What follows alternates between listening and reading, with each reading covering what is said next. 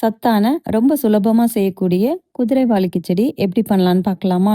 அடுப்புல குக்கர் வச்சுட்டு 1 table spoon தேங்காய் எண்ணெய், 2 டேபிள் ஸ்பூன் நெய் சேர்த்து நல்லா சூடு பண்ணிக்கோங்க. நல்லா சூடானதும் 1 டீஸ்பூன் கடுகு போட்டு பொரிக்க விட்டுருங்க. 1 டீஸ்பூன் கடலைப்பருப்பு போட்டு அதையும் நல்லா வறுத்துக்கோங்க.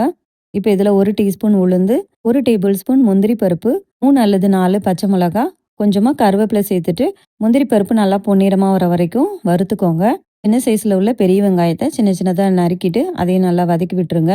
ஒரு தக்காளி பழம் சேர்த்துட்டு அதையும் நல்லா வதக்கிட்டு, ஒரு கேரட், அரை கப் அளவுக்கு பச்சை பட்டாணி, 1/2 டீஸ்பூன் மஞ்சள் தூள் இதையும் சேர்த்து நல்லா வதக்கி விட்டுருங்க. இப்போ இதில் அரை கப் அளவுக்கு குதிரைவாலியை தண்ணியில் நல்லா 2-3 தடவை அலசிட்டு ஊற வச்சுட்டு இதில் சேர்த்துக்கோங்க. சிறுதானியத்தை எப்போவுமே ஒரு 5-6 மணி நேரம் ஊற வச்சா தான் ரொம்ப நல்லது. சப்போஸ் ஊற வைக்க மறந்துட்டீங்கன்னா அட்லீஸ்ட் ஒரு அரை மணி நேரத்துலேருந்து 1 மணி நேரமாவது ஊற வச்சுட்டு அதுக்கப்புறமா சேர்த்துக்கோங்க.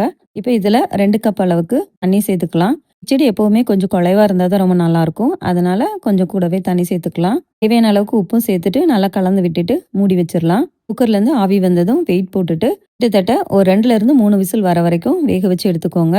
ஸ்டவ் ஆஃப் பண்ணிவிட்டு குக்கர்லேருந்து ஆவிலாம் போனதுக்கப்புறமா திறந்து பார்க்கலாம். அவ்வளோதான், ரொம்ப சத்தான குதிரைவாலி கிச்சடி ரொம்ப சுலபமாக ரெடி ஆயிருச்சு. இது கூட தேங்காய் சட்னி வச்சு சாப்பிட்டாலே போதும். ரொம்ப ரொம்ப சுவையாக இருக்கும். கண்டிப்பாக உங்கள் வீட்டில் நீங்களும் செஞ்சு பாருங்கள். அட்டகாசமாக இருக்கும்.